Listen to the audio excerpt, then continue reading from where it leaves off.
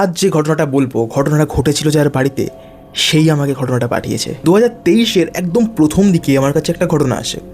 ঘটনাটা যে পাঠিয়েছে সে আমাকে বলেছিল যে ভাই, কখনো শুনেছো যে বাংলাদেশ থেকে, একদম অন্য দেশ থেকে কারোর কাছে প্রেত চালনা করা হয়েছে?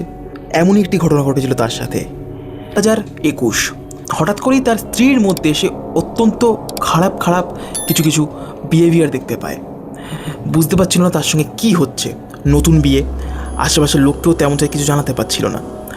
ধীরে ধীরে তার ওয়াইফের মধ্যে নানান রকম পরিবর্তন আসতে শুরু করে। সে বুঝতে পারছিল না তার ওয়াইফের সঙ্গে খারাপটা কী হচ্ছে। তার কি কোনোভাবে মেন্টালি প্রবলেম দেখা দিয়েছে, অথবা আর নাকি এ অন্য কিছুর সংকেত। অনেক দিন যাওয়ার পর যখন তার ওয়াইফের মধ্যে অনেক কিছু চেঞ্জেস আসার পর তার ওয়াইফ নিজেরই ক্ষতি করতে চাচ্ছে, ঠিক সেই সময় একজন তান্ত্রিকের কাছে যায় এবং গিয়ে জানতে পারে যে তাদের উপর প্রেত চালনা করা হয়েছে।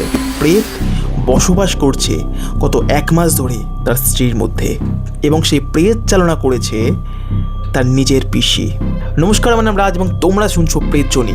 এবং এরকম আরও ঘটনা শুনতে চাইলে অবশ্যই লাইক, শেয়ার এবং সাবস্ক্রাইব করতে ভুলো না প্রেতজনিকে।